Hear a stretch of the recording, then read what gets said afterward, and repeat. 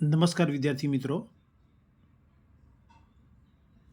આજનો પ્રશ્ન છે પેરોક્સાઇડની હાજરીમાં 1-પ્રોપીનની HBr સાથેની પ્રક્રિયા સમજાવો, અથવા તેની પેરોક્સાઇડ અસર વિશે ટૂંક નોંધ લખો, એ રીતે પણ પૂછી શકાય. પ્રતિ માર્કોનિકોફના નિયમનું નિવેદન કરો અથવા મુક્તમૂલક યોગશીલ પ્રક્રિયા ક્રિયાવિધિ સાથે સમજાવો. અસંમિત આલ્કીનની જ્યારે હાઇડ્રોજન હેલાઇડ સાથે પ્રક્રિયા કરવામાં આવે છે, તેમાં HCl, HBr અને HI, તે પૈકી HCl અને HI સાથેની યોગશીલ પ્રક્રિયામાં હંમેશા માર્કોનિકોફ નિયમ અનુસાર નિપજ મળે છે. એટલે કે અહીં બીજા અર્થમાં અસંમિત આલ્કીનની HCl અને HI સાથેની યોગશીલ પ્રક્રિયા પેરોક્સાઇડની હાજરીમાં કે ગેરહાજરીમાં કરવામાં આવે છતાં હંમેશા માર્કોનિકોફ નિયમ અનુસાર નિપજ બને છે.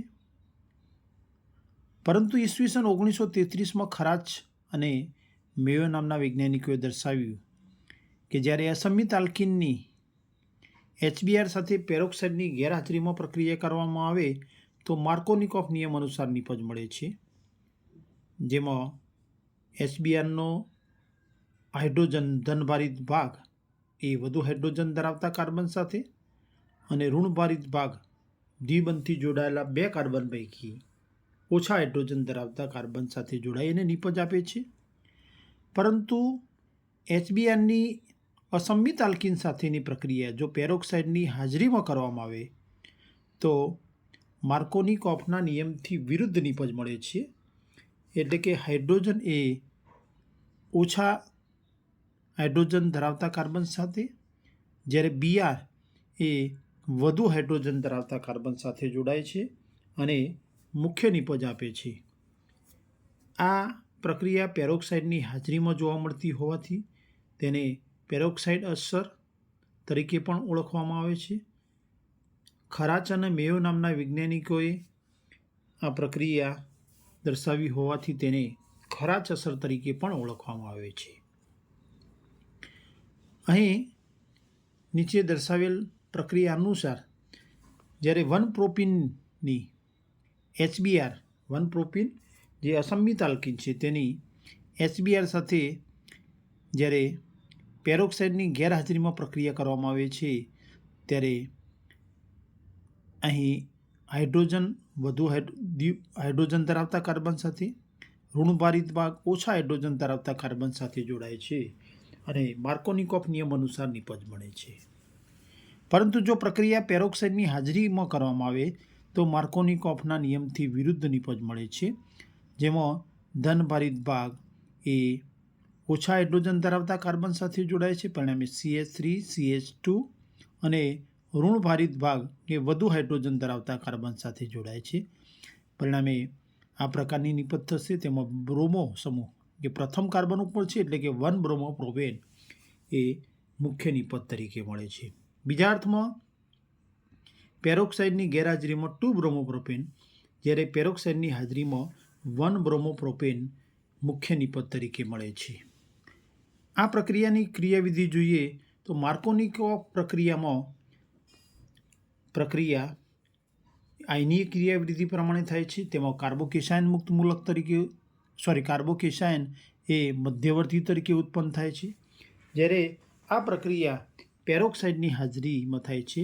અને આવા પેરોક્સાઇડ જે આ મુક્તમૂલક પ્રેરકની હાજરીને લીધે મુક્તમૂલક ક્રિયાવિધિથી પ્રક્રિયા થાય છે અને માર્કોનિકોફ નિયમ કરતાં વિરુદ્ધ નિપજ બને છે. આમ પ્રતિ માર્કોનિકોફ પ્રક્રિયામાં અસમપ્રક્રિયક તરીકે HBr હોવાથી પ્રતિ માર્કોનિકોફ નિયમને દર્શાવી શકાય.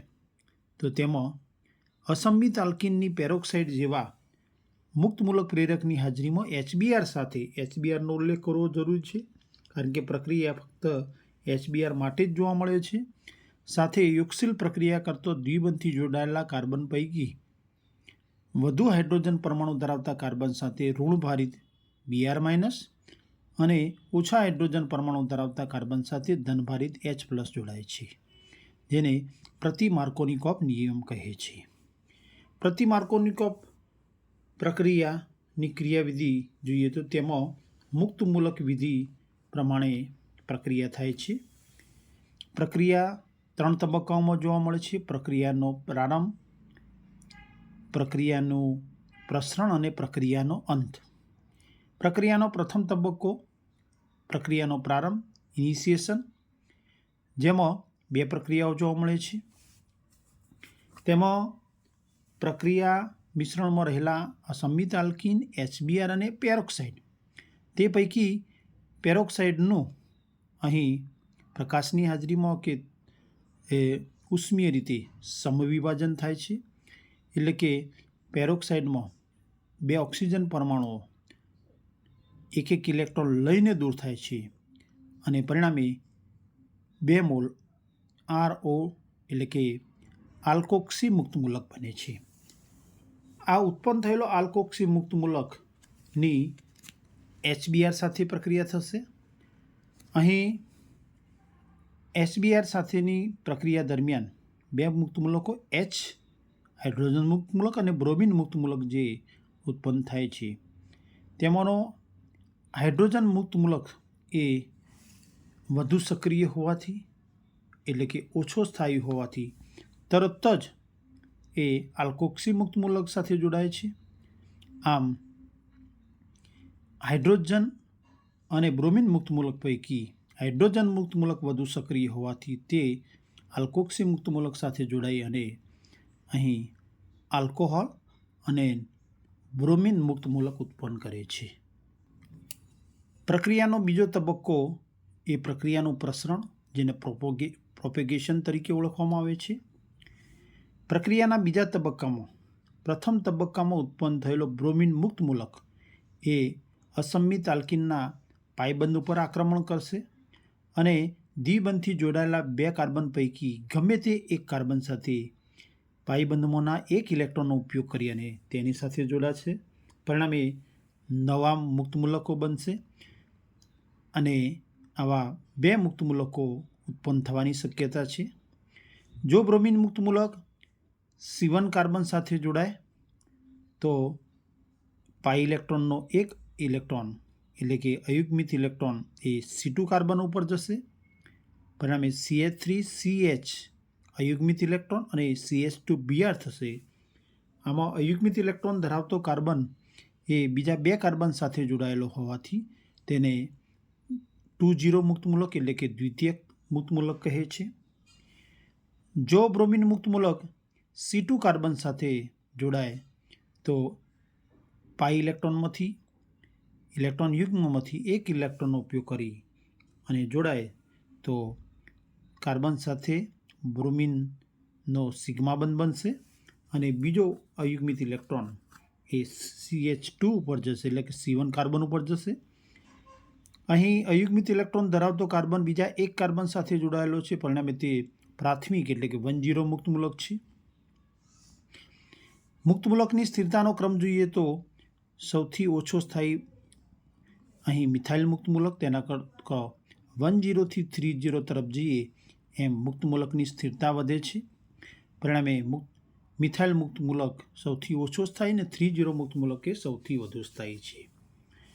અહીં ઉત્પન્ન થયેલા 2 મુક્ત મૂલકો 10 અને 20 મુક્ત મૂલક પૈકી 20 મુક્ત મૂલક એ વધુ સ્થાયી છે, જ્યારે 10 તેની કમ્પેરમાં ઓછો સ્થાયી છે.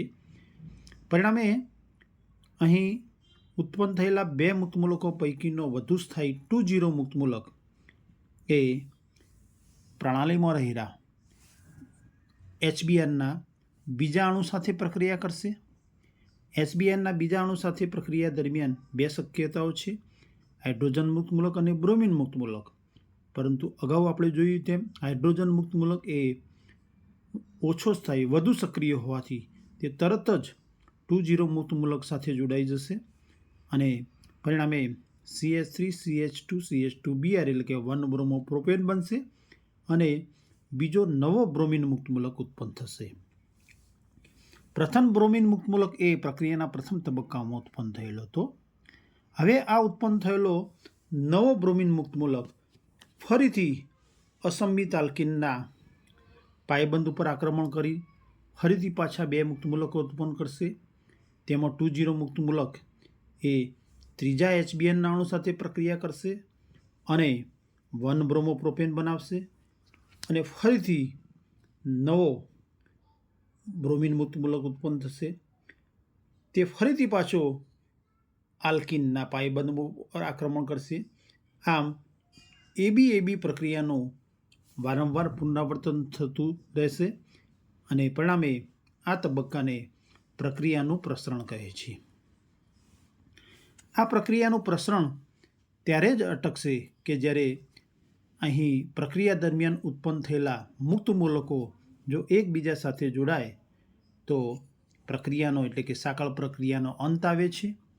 અહીં ઉત્પન્ન થયેલા જુદા જુદા મુક્ત મૂલકો જોઈએ તો 3 પ્રકારના મુક્ત મૂલકો 2 પ્રકારના, એક બ્રોમિન મુક્ત મૂલક અને બીજો સ્થાયી મુક્ત મૂલક 2,0 મુક્ત મૂલક.